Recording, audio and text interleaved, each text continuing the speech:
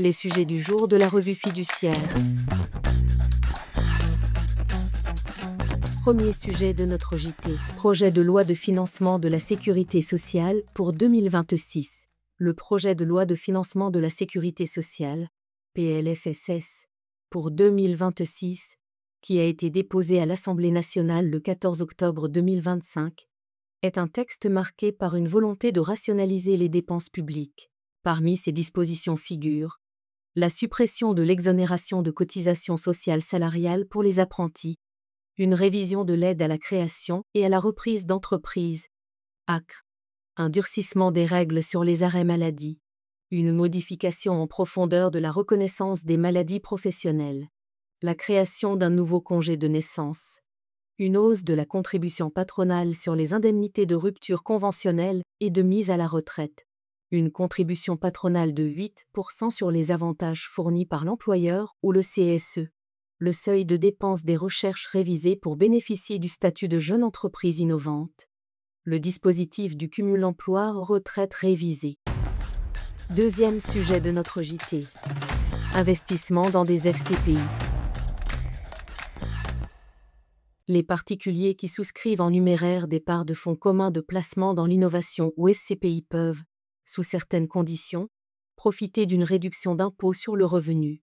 Son taux est, en principe, de 18% des versements retenus dans la limite de 12 000 € ou de 24 000 € pour un couple. L'application d'un taux majoré de 25% a une nouvelle fois été prorogée pour 2025.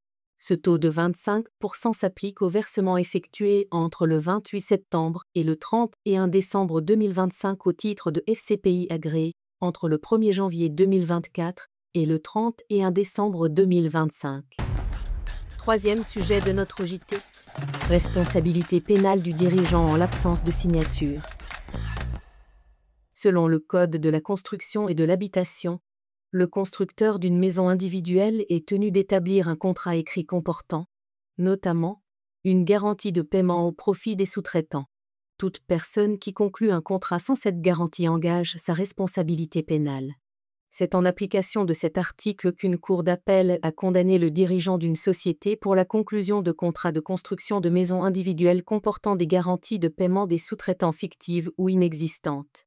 Le dirigeant, qui a contesté sa condamnation devant la Cour de cassation, a fait valoir qu'il n'avait pas signé personnellement les contrats litigieux et que sa participation à la réalisation de l'acte délictueux n'était donc pas caractérisée. L'argument a été écarté par la Cour de cassation.